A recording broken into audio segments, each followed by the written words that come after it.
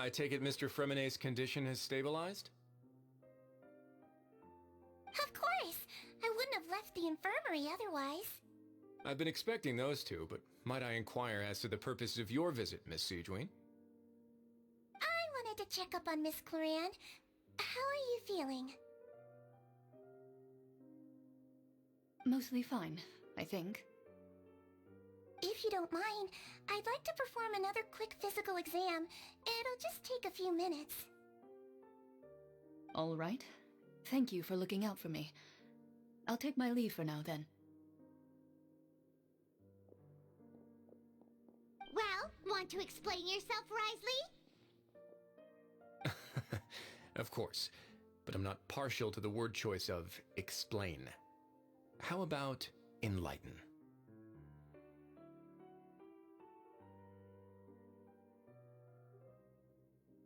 Where should I begin? How about you start by asking me any questions you have? You can start with whichever one you'd like to get answered the most. Then Paimon will begin. Did you know about Lenny's goals from the very beginning? No. I just knew they were Fatui operatives sent to the fortress by the Knave. As for their specific goals, I only figured those out as you made progress on your investigation. You managed to monitor and stay ahead of them even though you didn't know what they were trying to do? They came here with ulterior motives. I'm quite adept at discerning what that kind of behavior signals.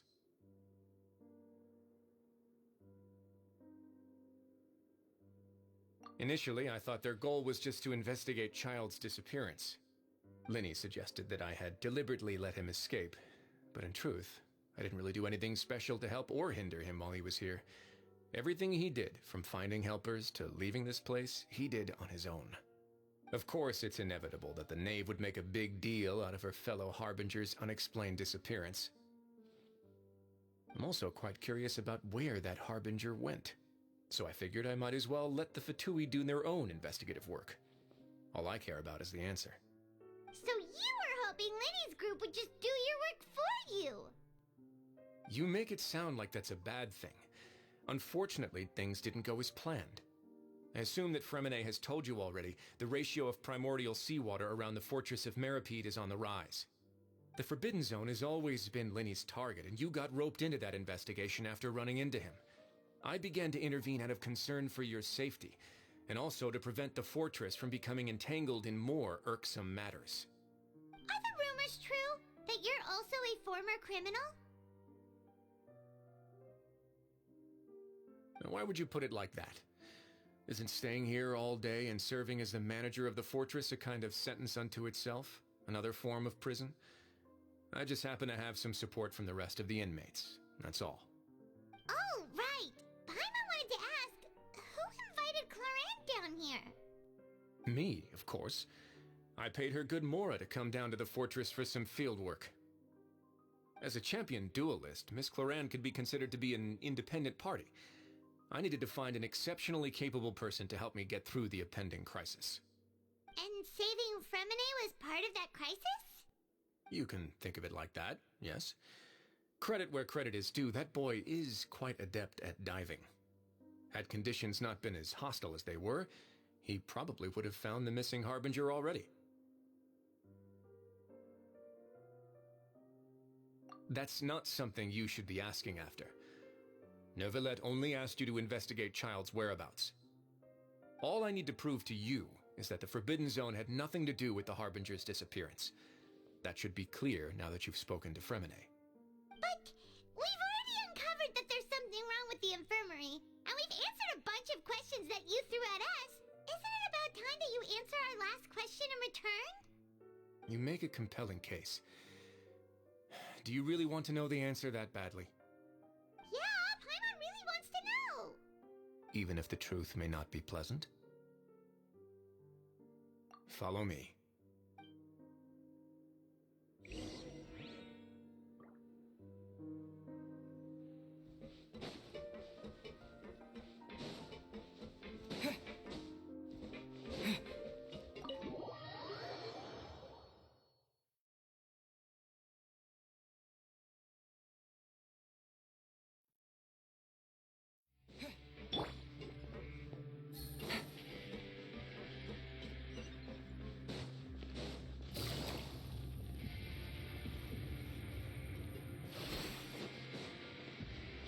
Take it easy.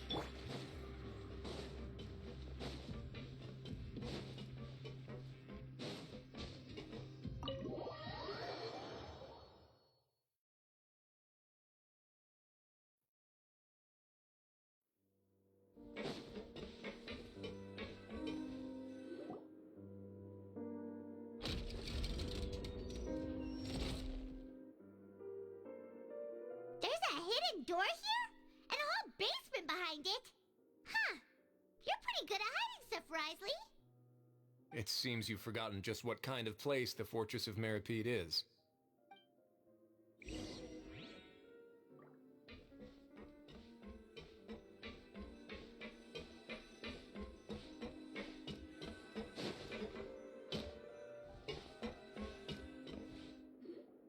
Stand on the central plate. Wait, is there a secret mechanism or... Whoa!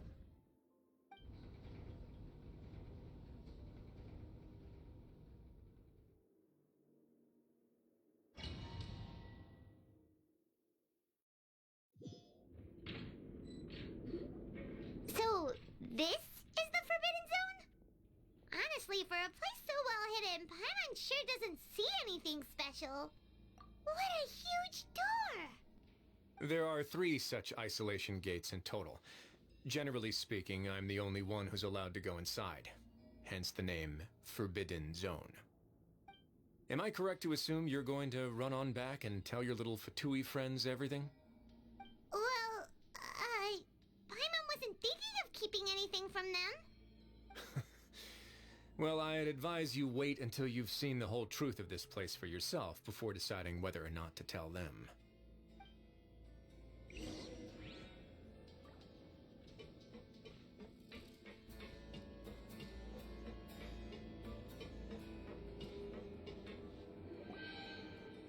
Huh. So there's a switch on the side. Stand back.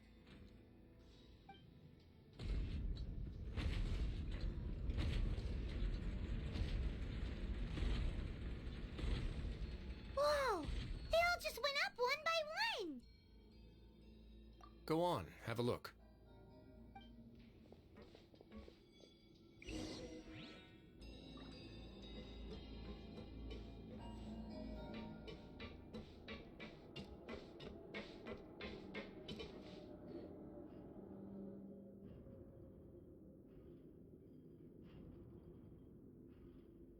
I've been interested in what lies beyond that gate ever since I assumed leadership of the Fortress of Meripede.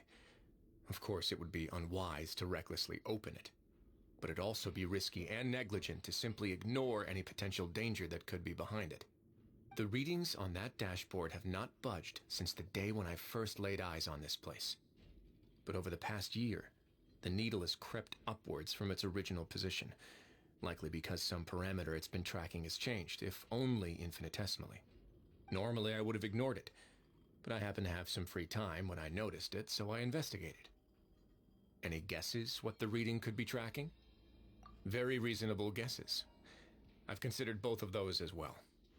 Unfortunately, our dashboard is tracking something less ordinary. The temperature should vary with weather and climate changes, so for something that rarely shifts, the water pressure is more likely. We ran a few tests to increase the pressure from the outside, but the readings didn't change at all.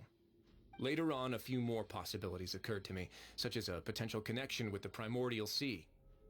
I began to make a few preparations based on that hypothesis. Over the past few days, the needle has moved again. With that, and the symptoms that Fremine displayed after leaving the fortress, I can now confidently conclude that the readings represent the concentration of primordial seawater in the seawater nearby. The concentration of primordial seawater? But we're already under the sea! And that is precisely the problem. We're at the bottom of the sea, and now we're surrounded by toxic seawater. Somehow, primordial seawater got mixed in, and the concentration is steadily rising. Yes, that's very likely. But forget about the two of us. Not even Novelette knows where the primordial sea could be, much less where we could find and plug a leak. Oh. Oh! Seems like you've figured it out. I believe the primordial sea lies directly beneath this sluice gate.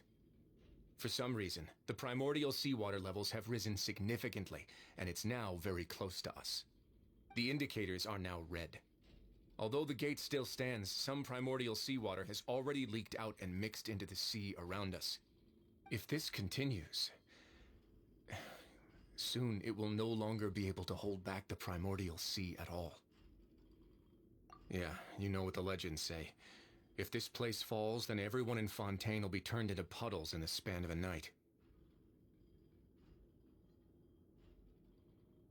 But that's just too weird! Why would the Fortress of Meripede be built right above a sluice gate for the Primordial Sea? Who built this place anyway? Your expression tells me you think this might be part of a vast, complicated conspiracy. To be honest, you might find the actual answer may be exceedingly boring. It's just that the secret of the Forbidden Zone had been long forgotten by the nation before I rediscovered it with my research. There's no single founder of the Fortress of Meripede in any traditional sense. What we know about its history has been left to us by the people who used to live here. When the previous Hydro Archon Egeria ruled the land, all convicted criminals from Fontaine were exiled. The people drove the criminals away like a wolf pack chasing away the banished. The criminals received no sympathy of any kind from the people. They were exiled to the desolate seaside, where they experienced only pain, struggle, and the bone-chilling cold. Some of them began to repent, and prayed to the Hydro Archon, asking if there was still anything they could do. The Hydro Archon took pity on them, and said, "You may go guard my secret, deep underneath the waves."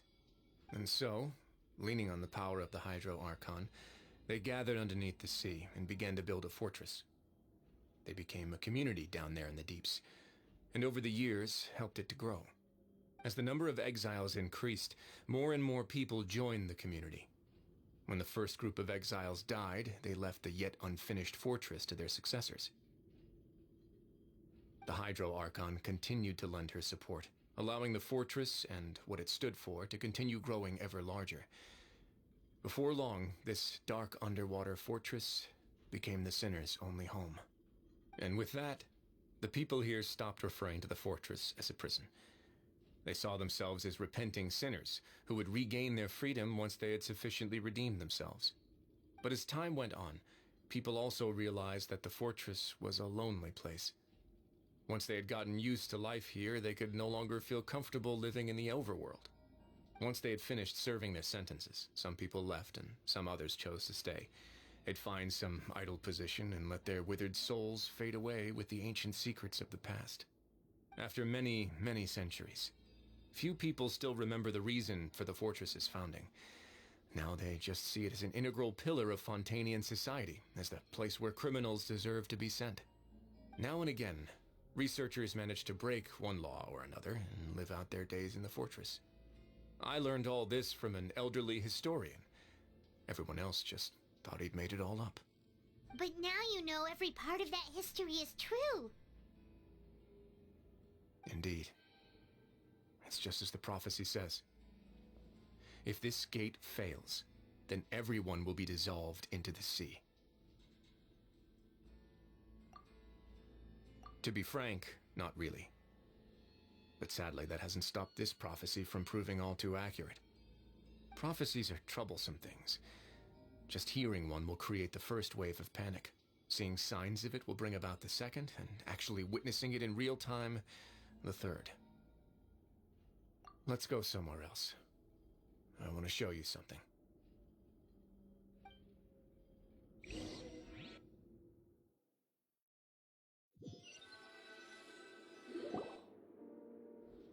This is it. Your Grace, perfect timing. The results from our last round of experiments have... Wait, Jurier, he's not alone! Huh?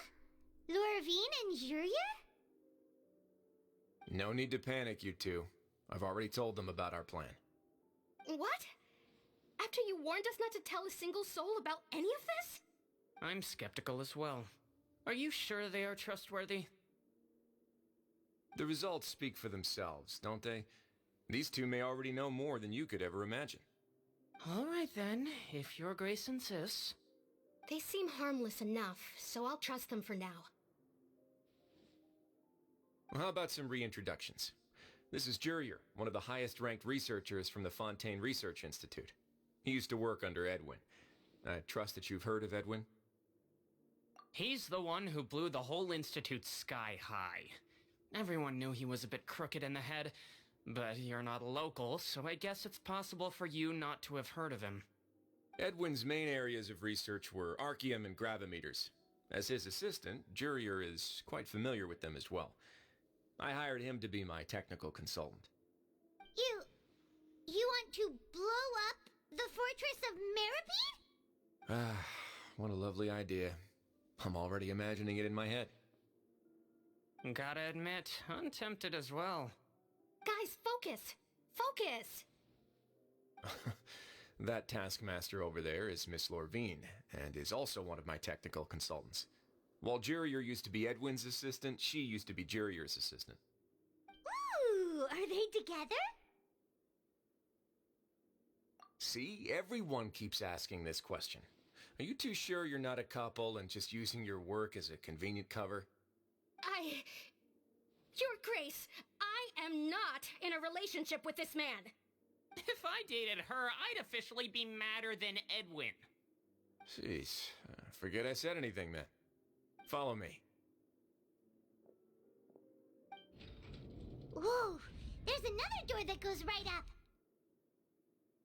Your constant amazement makes it seem like the fortress can do anything. But Paimon really thinks everything's super cool.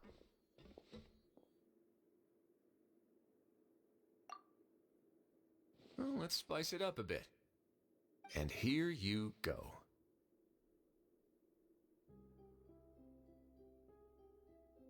What a huge ship?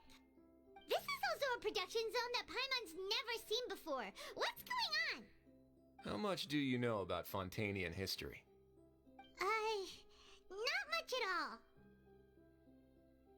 all. Well, then maybe you haven't heard the story of ancient Lemuria. To give you a quick rundown, Fontaine used to be ruled by the Lemurian dynasty. According to legend, the Lemurian king Remus came to this land after being inspired by divine revelation and found the seer Sibila, who had taken on the form of a golden bee. Taking the golden bee with him and riding on a huge ship, the Fortuna, he created his nation above the surging waves. He called his nation Lemuria, and used the Fortuna to incessantly search for new tribes and islands, calling on them to join his empire. There's a ship in this story too? Where there's water, there'll be ships. People believe that hope can always be found at the end of a voyage. Do you believe that too? To a point, I think. As you've already seen, I have a whole factory's worth of labor, materials, and technology at my disposal. Certainly can't hurt to give it a try. So the moment I began to speculate that the primordial sea might lie underneath the gate, I also began this project. Were you inspired by the legendary Fortuna? Maybe. Fontainians need something to hold on to cope with the impending disaster. Were the workers to find out the truth behind this ship, riots would destroy the fortress faster than any catastrophe. As the fortress's administrator, I'd never make such a reckless call. All right, that's enough talking for now. I'll need another 3 cups of tea to soothe my throat. Do you have any other questions? Seems like you're good. Come on, I'll take you back.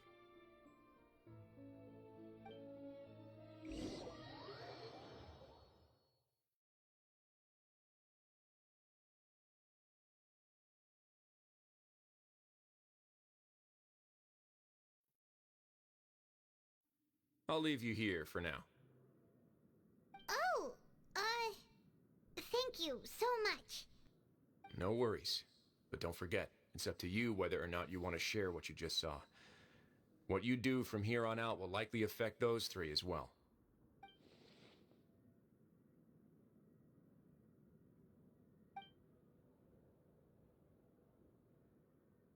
Yeah, we'll put a lot of thought into it for sure.